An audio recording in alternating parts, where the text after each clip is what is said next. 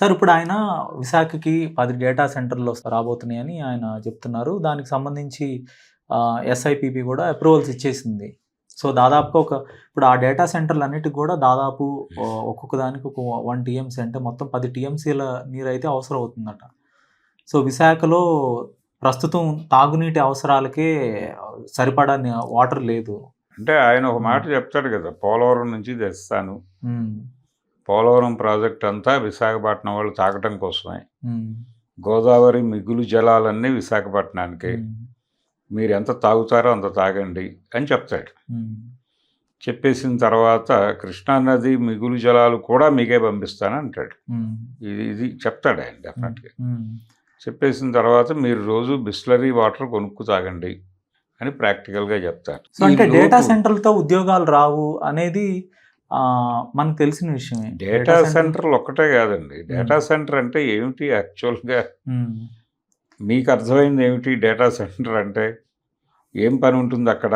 Data ప్రాసెసింగే ఉంటుంది కదా. ప్రాసెసింగే ఉంటుంది కదా. డేటాని స్టోర్ చేయటము, దాన్ని స్టోర్ చేయడానికి కూల్ చేయటం ఆ సిస్టమ్స్ ని, అంతే కదా.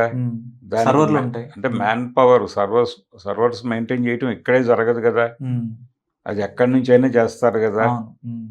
కాబట్టి ఇక్కడ ఎంప్లాయ్మెంట్ ఎలా క్రియేట్ అవుతుంది అంటే దాన్ని సెక్యూర్ చేయటం కోసం దాన్ని కాపలా కాసేవాళ్ళు, లోపల పనిచేసేటువంటి కొంతమంది ఇంజనీర్లకి పని దొరుకుతుంది, అంతవరకే. రోజువారీ వెళ్ళి ఇప్పుడు ఇక్కడ మనం ఏమనుకుంటున్నాం అంటే డేటా సెంటర్ వచ్చింది అనగానే ఇక్కడ ఐటీకి సంబంధించి అవుట్సోర్సింగ్ చేసేటువంటి బిల్డింగ్స్లో ఒక్కొక్క ఫ్లోర్కి 500 మంది 1000 మంది ఉంటారు స్టాఫ్. వాళ్ళందరూ ఒక్కసారి అలా బయటకు వచ్చి టిఫిన్లు చేసి వెళ్తూ ఉంటారు. కళకళలాడిపోతుంది. అలాంటి కళకళలేవో విశాఖపట్నంలో వచ్చేస్తాయని అనుకుంటున్నారు.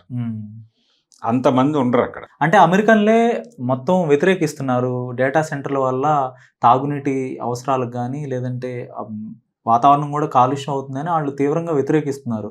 సో ఇప్పుడు అందుకోసమే ఇప్పుడు థర్డ్ వరల్డ్ కంట్రీస్కి ఈ పెద్ద పెద్ద కంపెనీలు గూగుల్ కానీ, మెటా కానీ థర్డ్ వరల్డ్ కంట్రీస్లో పంపిస్తున్నాయి. అక్కడికి పంపిస్తున్న మాట నిజమే. మన గ్లోబ్కి ఒక డంప్ యార్డ్ లాగా ఈ third world countries first world countries treat చేస్తున్నాయి అనేది ఒక వాదన. అప్పుడు దాన్ని తీసుకొచ్చి గొప్పగా చెప్పడంలో అర్థం ఏంటి?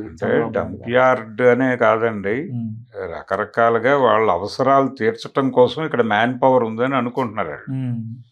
నేను ఇందాక చెప్పినట్టుగా ఈ అవుట్ సోర్సింగ్ ప్రోగ్రామ్ అంతా అలాగే జరుగుతోంది. రూపాయి పావలాకి మనుషులు దొరుకుతారు ఇక్కడ. సో వాళ్ళతో పని చేయించుకుందాం. అంతే, చీప్ లేబరు. ఇక్కడ భూములు ఇవ్వటానికి సిద్ధంగా ఉన్నటువంటి ప్రభుత్వాలే ఎదురెళ్ళి భూములు ఇవ్వటం, ఏం చేయటానికైనా, ఏ ఊడిగం చేయటానికైనా సిద్ధము. వాళ్ళకి కావాల్సింది ఏంటి? ఇక్కడ నాయకుల్ని సంతృప్తిపరచుట, ఇక్కడ నాయకుల కోరికలు కొన్ని తీర్చాలి వాళ్ళు. వీళ్ళకి అమెరికాతో ఉన్న అవసరాలు తీర్చాలి. అలాగే వీళ్ళ కంపెనీల్లో కొన్ని షేర్లు వాళ్ళు కొనాలి. అలాగే వీళ్ళ కంపెనీల్లో వాళ్ళు కొన్ని డబ్బులు పెట్టాలి. దీనికి సంబంధించిన డీల్స్ ఏవో మాట్లాడుకుంటే క్లోజ్. వీళ్ళ కోరిక మేరకు వాళ్ళ కంపెనీల్లో షేర్లు వీళ్ళకి అలాట్ చేస్తారు. తద్వారా వీళ్ళు ఏ క్షణమైనా ఇక్కడ షట్ డౌన్ చేసి అక్కడికి వెళ్ళిపోయి బతికేయగలరు. ఇలాంటి లింకులు చాలా ఉన్నాయి ఆయనకి, చంద్రబాబు గారికి. కాబట్టి ఈ గ్లోబల్ ఏరియాలో తమని తాము లొకేట్ చేసుకోవటానికి దీన్ని వినియోగించుకుంటారు. ఈ భూములేవో జనానివి, ప్రయోజనాలు పొందేదేమో రాజకీయ నాయకులు. విశాఖ ప్రజలు అంటే విశాఖలో ఉన్న మిడిల్ క్లాస్ ఇప్పుడు చాలా వరకు దీని మీద నిరసన వ్యక్తం చేస్తున్నారు. సోషల్ మీడియా ద్వారా కానీ, క్షేత్రస్థాయిలో కానీ చాలా తీవ్రమైన నిరసన అయితే ఉంది డేటా సెంటర్లకి వ్యతిరేకంగా. సో అమరావతిలో ఎందుకు పెట్టట్లేదు మీరు? అమరావతిలో డేటా సెంటర్లు పెట్టుకోండి, మాకు ఇక్కడ ఐటీ కంపెనీలు కావాలి, మాది విశాఖపట్నాన్ని నాశనం చేస్తున్నారు, ప్రకృతిని కానీ అనేది వాళ్ళ వాదన. సో అమరావతిలో ఎందుకు పెట్టలేదు అంటారు? ఎందుకు చూస్ చేసుకోలేదు అమరావతిని? వైజాగ్ని కటాక్షించాలని అనుకున్నాడు ఆయన. వాళ్ళకు కూడా అభివృద్ధి కావాలి, ఉత్తరాంధ్రకి ఏమీ చేయట్లేదు అనే మాట రాకుండా ఉండాలని వాళ్ళకి అది అప్పచెప్పాడు ఆ బాధ్యత. ఇప్పుడు రాయలసీమకు తరలిపోతున్నాయి చాలా కంపెనీలు అనేది కూడా గొడవ ఉంది కదా. ఇప్పుడు అక్కడ లోకల్ పీపుల్ గొడవ ఏంటి?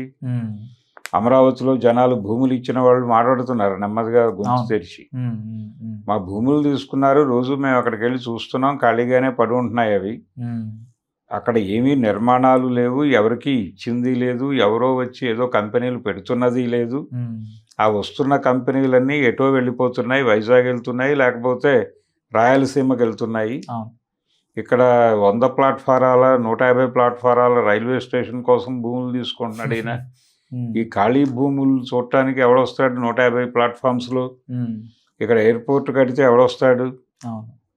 ఆ ఎయిర్పోర్ట్ పేరు చెప్పి ఇప్పుడు 500 ఎకరాలు 600 ఎకరాలు 1000 ఎకరాలు తీసేసుకుంటే ఆయన ఏంటి పరిస్థితి?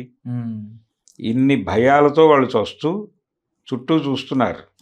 సార్ మొత్తం విజయవాడ, గుంటూరు, గన్నవరం ఈ 3 ప్రాంతాలను కలిపినా కూడా ఒక 20 లక్షలు 25 లక్షల కన్నా జనాభా ఉండదు 2 సిటీలు తీసుకుంటే. సో హైదరాబాద్ జనాభా దాదాపు 1.5 కోటి. సో మెట్రోకి అసలు నిజంగా అవకాశం ఉందా, లేదంటే ఇది ఊరికి కాలయాపన చేస్తున్నారా మెట్రో?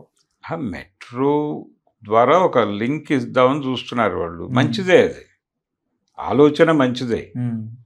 దాన్ని ఎలా ఇంప్లిమెంట్ చేస్తారు? నిజానికి ఉమ్మడి ఆంధ్రప్రదేశ్ చివరి అసెంబ్లీ సమావేశాల సందర్భంగా ఇప్పుడు తెలంగాణ ముఖ్యమంత్రిగా ఉన్నటువంటి రేవంత్ రెడ్డి గారు తెలుగుదేశం పార్టీ ఎమ్మెల్యేగా ఆ రోజు ఒక ప్రసంగం చేశాడు. ఆయనకి గుర్తుందో లేదో నాకు తెలియదు, కానీ నాకైతే గుర్తుంది. ఎందుకంటే నేను ఆ వార్త రాశాను కాబట్టి. ఆయన ఏమన్నాడంటే, ఆ రోజు ఎలాగో రాష్ట్రం ఇచ్చేస్తున్నాం మనం, ఇది చివరి అసెంబ్లీ సెషను, సో నాదొక కోరిక. ఆ కోరిక ఏమిటి? హైదరాబాద్ ఎల్బీ నగర్ వరకు ఇప్పుడు మనం మెట్రోని డిజైన్ చేసాం. అప్పటికి పిల్లర్లు వేశారు, అంతే, ఇంకేమీ జరగలేదు. సో మనం అక్కడ వరకు వేసుకున్నాం.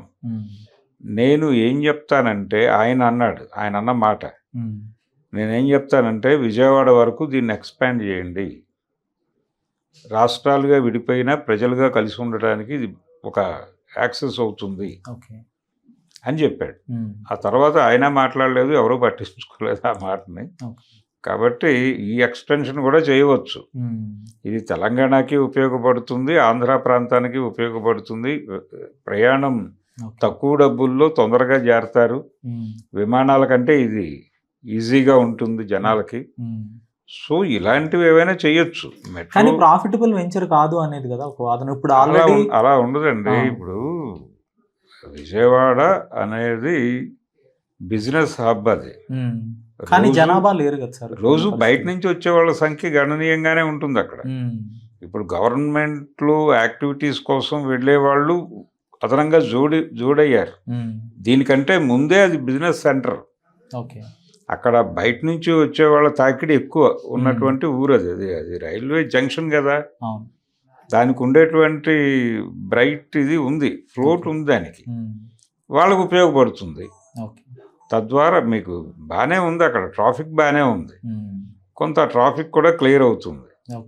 విజయవాడ ఇంటర్నల్గా జనాలు మాట్లాడే మాట ఏంటంటే, మనకి మెట్రోలు ఎందుకు అని.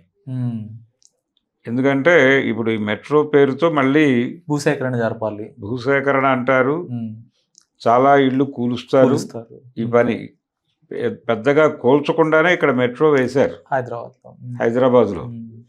నిజానికి ఈ హైటెక్ సిటీ వైపు రూట్లో, అమీర్పేట టు రాయదుర్గ్ రూట్లో ఈ కృష్ణానగర్ మీదుగా వెళ్తున్న రోడ్లోకి మెట్రో వస్తుంది అనగానే మొత్తం భయపడ్డారు.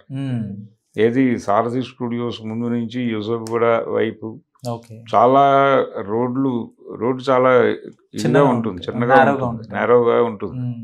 ఇక్కడ మెట్రో వేసి ఆ ఇళ్లలోకి వెళ్ళిపోతుందేమో, ఇది చాలా ఇళ్ళు లేచిపోతాయని అనుకున్నారు, కానీ పెద్దగా డిస్టర్బెన్స్ లేకుండానే నడిపారు. అదే పద్ధతిలో అక్కడ చేయవచ్చు.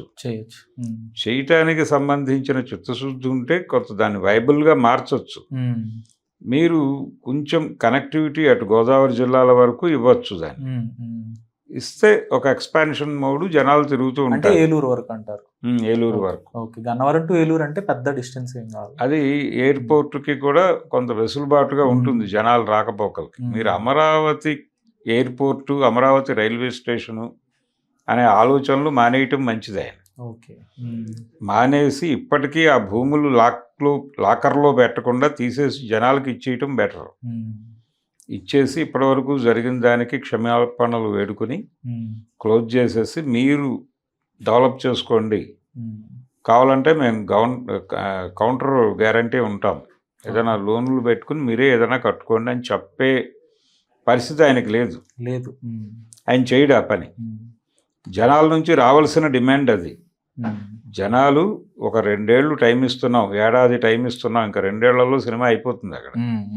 1 ఇయర్ టైం ఇస్తున్నాం, మా భూములు వినియోగంలోకి ఏ రూపంలోనైనా రాకపోతే మా భూములు మాకు వెనక్కి ఇచ్చేయండి అనే డిమాండ్తో అక్కడ ఒక ఆందోళన జరగవలసిన అవసరం ఉంది. ఓకే. మేము మా భూముల్ని పడావు పెట్టుకుని అక్కడ కూర్చోలేము. అయితే ప్రభుత్వం అయినా వాడుకొని ఆ బెనిఫిట్ ని అక్కడ ప్రజలకి ఇవ్వాలి, లేదంటే గనక మా ప్రజలకి భూములు మాకు ఇచ్చేసేయాలి. ఇచ్చేయండి, మా చావేదో మేము చస్తాం అనే పద్ధతిలో ఒక కార్యక్రమం తీసుకోవాల్సిన అవసరం ఉంది. లెఫ్ట్ పార్టీ లీడ్ చేయాలి దాన్ని. వాళ్ళు పెద్దగా సీరియస్గా లేరు. కాంగ్రెస్ పార్టీ కొంత మధ్య మాట్లాడింది అక్కడ లోకల్ పీపుల్తో, మళ్ళీ ఈ మధ్య ఎవరు కనిపించట్లేదు. అందుకని సీరియస్గా పట్టించుకోవాల్సిన విషయం అది.